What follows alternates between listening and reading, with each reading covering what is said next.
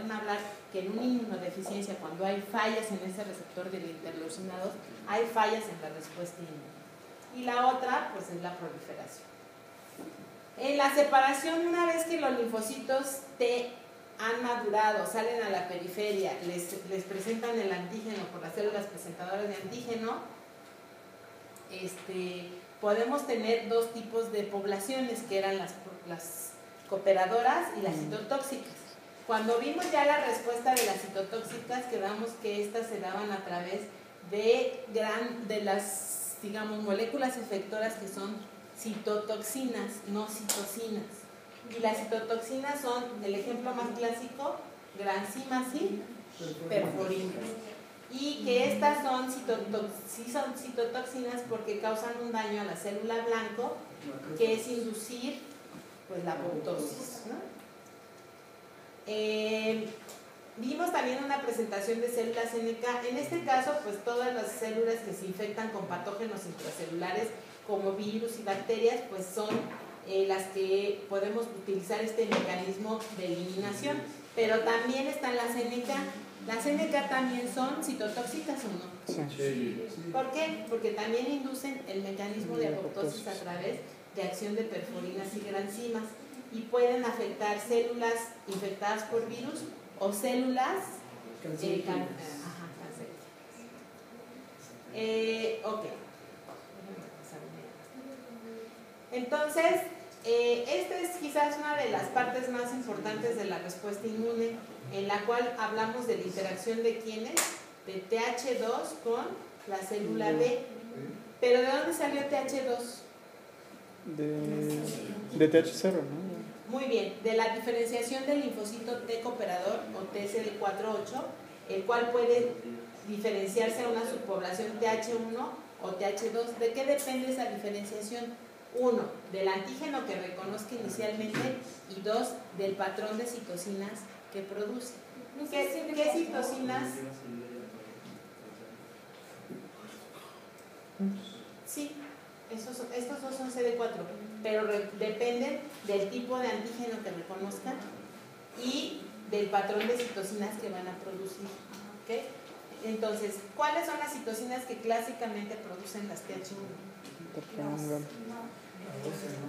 12, ¿qué otra? L2 y L4. La más clásica. La TH1, ¿cuál es la más importante que produce? De hecho, aquí está.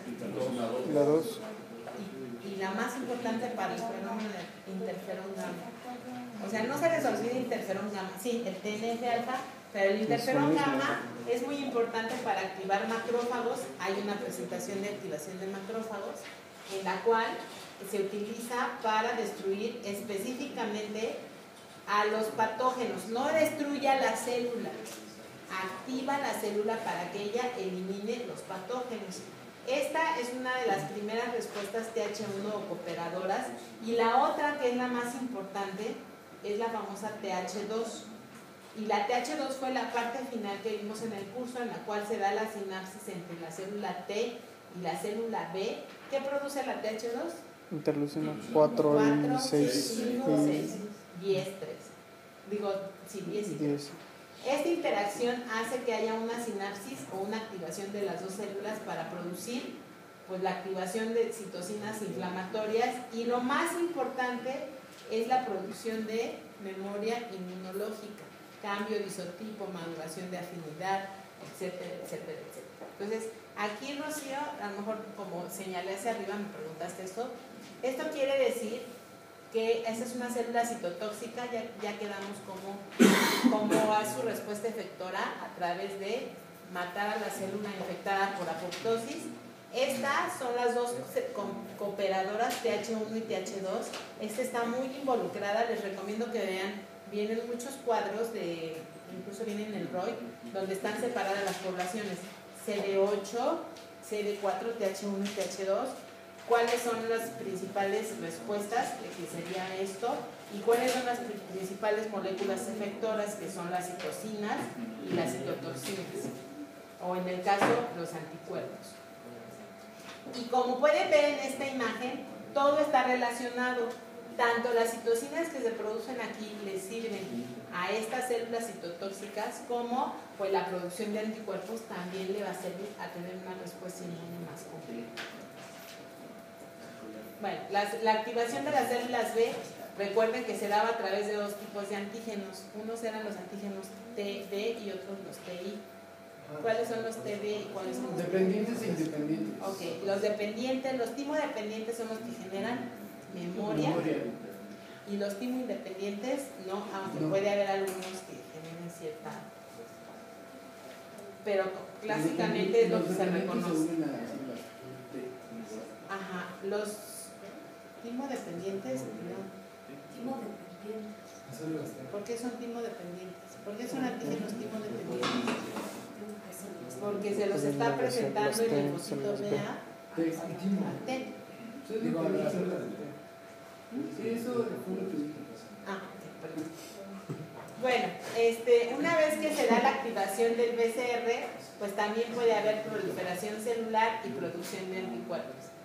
Y en esta parte es muy importante lo que sería la generación de diferentes isotipos. Esto es lo mismo que la de receptores. Esto es lo que hablamos al final, que sería tener anticuerpos primero IgM en la primera respuesta o en la respuesta primaria, no se les olvide, y después cuando se da esta interacción de TB se originan los centros germinales donde se da el cambio de isotipo y la maduración de afinidad, que no es más que tener anticuerpos mucho más afines por el antígeno y cambiar de isotipo a IgG, a IgE o a IgA. Y dentro de esta respuesta de generación de células plasmáticas, pues recuerden que la producción de células B de memoria es una de las partes más importantes en la respuesta humoral. Les recuerdo que hay otra presentación de isotipos de anticuerpos, donde sí es importante que la revisen, al menos el cuadrito donde viene si son monoméricas, diméricas, etc. Pentaméricas. Y aquí están, en este caso, pues las IgMs y las IgGs, pues son de los isotipos más predominantes en las respuestas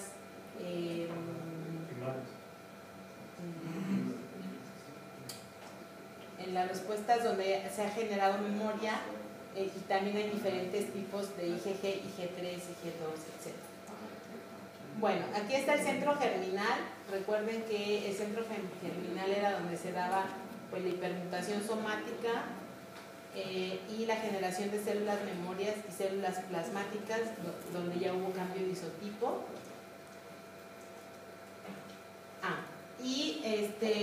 Algo que vimos al final ya en la parte de la función de los anticuerpos, me voy a regresar, ya que tenemos los diferentes tipos de anticuerpos, lo que vimos es la función de los mismos.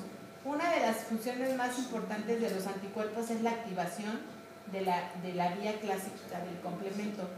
¿Por qué no va a activar la alterna y la de manosa? ¿Por qué los anticuerpos no pueden activar por esas vías? El macrófago, ¿no? Claro, de los polisacáridos de la superficie, de la pared de las bacterias. Y la alterna, ¿cómo se activa la vía alterna del complemento? ¿Se necesitan anticuerpos? No, es directo.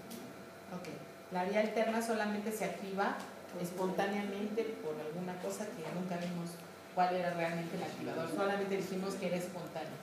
Ahora, dentro de esta, me voy a detener un poquito aquí en el complemento. ¿Qué tipos de inmunoglobulinas o isotipos pueden activar el complemento por la vía clásica? IgM, E, IgG. ¿Por qué no pueden ser los otros? IgM, está en el uso, sí, está en la estructura. ¿Y la estructura cómo es la estructura de la es dimérica? ¿Qué es lo que está ocultando? Sí, el FC. ¿Y qué necesitamos aquí para activar el complemento? Esa región. La región FC. Si ustedes van relacionando todas esas informaciones, no se les puede olvidar. Entonces, aquí una de las funciones más importantes de los anticuerpos es marcar a los patógenos. Cuando marco un patógeno para que sea más fácilmente fagocitado o endocitado, ¿cómo se llama ese proceso? Opsonización. Entonces, muy bien, esto, activar el complemento para eliminar al patógeno, o bien también puede funcionar a través de receptores del complemento en células como el macrófago, los basófilos, los linfocitos, etc. ¿Qué pasa?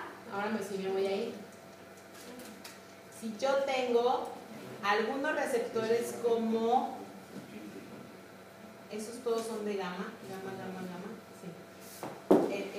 Todos estos están en diferentes células que fagocitan, pero ¿se acuerdan que vimos los epsilon? Porque les puse una pregunta en el final, ¿no? Que por qué esos receptores estaban solamente en eosinófilos o basófilos. Los receptores de las inmunoglobulinas E. La dije E. Porque es de alergia, ¿no? Es hipersensible. Esos los van a encontrar en otras células, no. O sea, Solamente, para hacer la de claro, solamente en aquellas células que están caracterizadas como que pueden liberar la histamina. Entonces ahí también fíjense, no son estos que dicen gamma, sino los que dicen FC, epsilon, receptor. Bueno, la IgE. Ahora, aquí está la diferenciación de TH1 y TH2, pero nada más para recordarles, ¿no? Las más importantes, interferón gamma, IL2 y TNF, y las que están en las otras, pues de la IL4 a la IL10, 13. Ahora, aquí también otra cosa que es importante es que estas son inflamatorias, se consideran como citocinas inflamatorias, y estas pues se consideran como citocinas más que inhiben a la TH1. ¿Cuáles son? Citocinas tampoco.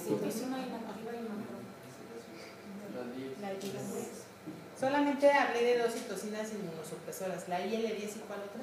La 2. ¿No de lo mismo? Es el IL10 y 4, 13. 12. la 12 es activada. Interferón gamma. La 12 no se activa. Vimos a ver las que dieron hipersensibilidad. Fue Lucy. ¿Quién iba a dar lo de regulación? Era algo de alfa, ¿no? También Bruno vio cosas de TGN alfa. ¿No era algo de alfa? TFG beta.